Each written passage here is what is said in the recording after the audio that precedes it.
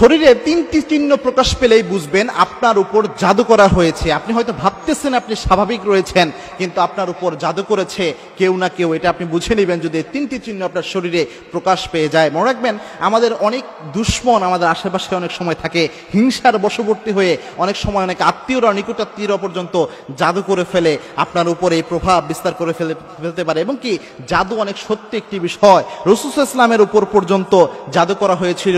লাবিদ বিন আসাম আল্লাহর হাবিব সাল্লাল্লাহু আলাইহি ওয়াসাল্লামের উপর জাদু করেছিলেন। বুখারীতে বর্ণনা এসেছে, বুখারী শরীফের 6391 নম্বর হাদিস এটি। আল্লাহর হাবিব সাল্লাল্লাহু আলাইহি ওয়াসাল্লাম জাদুগ্রস্ত অবস্থায় অসুস্থ হয়ে পড়ে থাকতেন এবং অনেক খারাপ অবস্থা হয়ে গিয়েছিল আল্লাহর হাবিব সাল্লাল্লাহু আলাইহি ওয়াসাল্লামের। ওই অবস্থা বিশ্বনবী সাল্লাল্লাহু আলাইহি ওয়াসাল্লাম বুঝতে পেরেছিলেন পরবর্তীতে জিবরিল আমিনের মাধ্যমে যে তার উপর জাদু করা হয়েছে। এই জাদু যদি কোনো ব্যক্তির উপর করা হয়, একদম অবশ্যই তিনটা চিহ্ন তার মধ্যে প্রকাশ পাবেই। তার মধ্যে এক নাম্বার হচ্ছে, ওই ব্যক্তি হঠাৎ করে কোনো ব্যক্তিকে সহ্য করতে পারবে না, অর্থাৎ তার আশেপাশে যে লোকগুলো রয়েছে হঠাৎ করে তার আচরণ চেঞ্জ হয়ে যাবে, ওই ব্যক্তিদের সহ্য করতে পারবে না। সে একাকী থাকার একটা চিন্তা ভাবনা থাকবে, কারোর সাথে ভালোভাবে কথা বলতে পারবে না, একটা বিরক্ত ভাব তার মধ্যে লক্ষ্য করা যাবে। বিশেষত জাদুগ্রস্ত হয় বেশিরভাগ আমার মা এবং বোনেরা। আপনাদের যদি কোনো মা বোন এরকম সমস্যা দেখেন, হঠাৎ করে আচরণ চেঞ্জ হয়ে যাচ্ছে, কাউকে সহ্য করতে পারছে না, মনে রাখবেন এটা একটা জাদুর প্রভাব। আলেমরা তারা সাজেশন দিয়েছেন এই ক্ষেত্রে এই আলামতগুলো প্রকাশ পায়। এক নাম্বার হচ্ছে কাউকে সহ্য করতে পারবে না।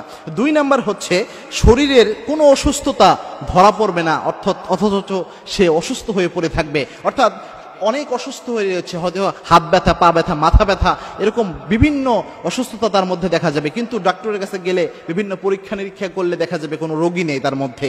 এরকম যদি হয়ে থাকে তাহলে বুঝবেন এটা সিহর অর্থাৎ জাদুর প্রভাব হতে পারে, কেননা জাদুর প্রভাবে এরকমটা হয়ে থাকে। তিন নাম্বার হচ্ছে বাজে স্বপ্ন দেখা, অর্থাৎ যে ব্যক্তি জাদুগ্রস্ত হয় সে প্রায়ই বাজে স্বপ্ন দেখে। এরকম স্বপ্ন যে উপর থেকে তাকে কেউ ফেলে দিচ্ছে নিচের দিকে, অথবা তার উপর কোনো বিপদ নেমে আসছে, অথবা আগুন তাকে তাড়া দিচ্ছে, এরকম যদি বাজে কোনো স্বপ্ন সে প্রায়শই দেখে থাকে তাহলে বুঝতে হবে এটা জাদুর প্রভাবে হয়ে থাকতে পারে। এবং জাদু কিন্তু মারাত্মক একটা ইফেক্ট ব্যক্তির উপর ফেলে দিতে পারে। এখন এই জাদু থেকে বাঁচার জন্য সর্বশ্রেষ্ঠ আমল কোনটি? মনে রাখবেন, জাদু থেকে বাঁচার আমল আল্লাহর হাবিব সাল্লাল্লাহু আলাইহি ওয়াসাল্লাম নিজে দিয়ে দিয়েছেন।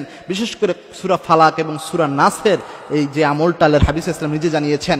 এবং কি আল্লাহর হাবিব সাল্লাল্লাহু আলাইহি ওয়াসাল্লাম জানিয়েছেন, কোনো ব্যক্তি যদি সকাল সন্ধ্যা 3 কুলের আমল করতে পারে, কোনো জাদুকর তার কোনো ক্ষতি করতে পারবে না।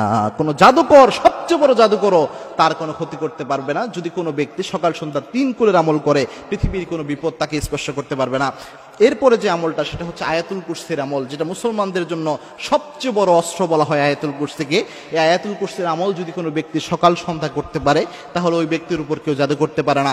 আরেকটি গুরুত্বপূর্ণ আমল রয়েছে যে আমলটির ব্যাপারে রাসূল সাল্লাল্লাহু আলাইহি ওয়াসাল্লাম নিজে জানিয়েছেন, সেটা হচ্ছে সূরা বাকারার শেষ 2 আয়াত অথবা 3 আয়াতের আমল। এই আমলটার ব্যাপারে আল্লাহর হাবিব সাল্লাল্লাহু আলাইহি ওয়াসাল্লাম জানিয়েছেন, যদি কেউ এটা আমল করে ওই ব্যক্তির দায়িত্ব স্বয়ং আল্লাহ রাব্বুল আলামিন গ্রহণ করে নেয়। এরপরে যে আমলটা করবেন, এটা আমার কাছে সবচেয়ে গুরুত্বপূর্ণ আমল মনে হয়। তিরমিজি শরীফে এই হাদিসটি এসেছে, তিরমিজি শরীফের 3385 নম্বর হাদিস এটি।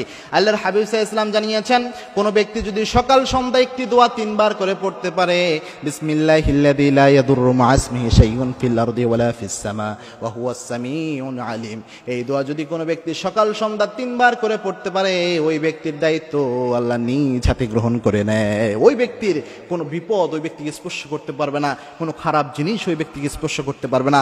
সুতরাং জাদুগ্রস্ত যদি হয় আপনার আশেপাশে, আপনার ফ্যামিলিতে কোনো ব্যক্তি এই 3টি চিহ্ন যদি প্রকাশ পায়, অবশ্যই এই আমলগুলো করবেন। পাশাপাশি যদি এতেও কাজ না হয়, এরকম অবস্থায় চলে যায়, তো ওই অবস্থায় নিকটস্থ যারা ভালো রুকিয়া করতে জানে এরকম আলেম ওলামা যদি পান, তাদের কাছে নিয়ে যাবেন, ইনশাআল্লাহ আল্লাহ রাব্বুল আলামিন এর সমাধান করে দিবেন। এবং এই জাদুর প্রভাব থেকে আল্লাহ রাব্বুল আলামিন তার কোরআনের এই আমলগুলোর মাধ্যমে আপনাকে উদ্ধার করে দিবেন ইনশাআল্লাহ।